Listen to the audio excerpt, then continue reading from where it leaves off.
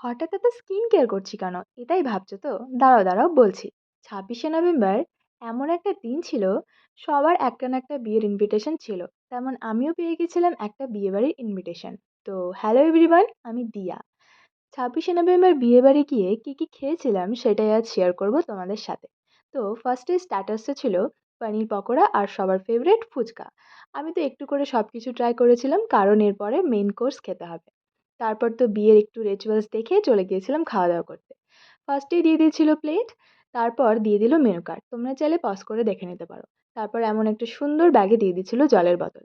তারপর আমি প্লেটটা ক্লিন করতেই প্লেটে পড়লো গরম গরম কড়াইশুঁটির কচুরি আর চানা মশলা, যেটা তো আমার বরাবরই খুব ভালো লাগে খেতে।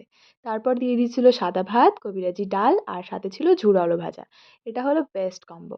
তারপর এটা শেষ করতে না করতেই চলে আসলো নবরত্ন সবজি, আর সাথে সাথেই পাতে পড়লো বড় সাইজের একটা কাতলার পিস। আমি তো আবার বেড়াল প্রজাতির মানুষ, ওই এক প্রকার মাছ পাগলু বলতে পারো। তারপর চলে আসলো ফ্রাইড রাইস আর আজকে শো স্টপার মাটন কষা। জাস্ট মাটনের পিসটা দেখো কতটা সফট হয়েছিল। আমি তো আবার একটু সাদা ভাত রেখে দিয়েছিলাম মাটন দিয়ে খাওয়ার জন্য। তারপর তো ডেজার্টে ছিল ফ্রুট চাটনি, দু রকমের মিষ্টি, আইসক্রিম আর পাস।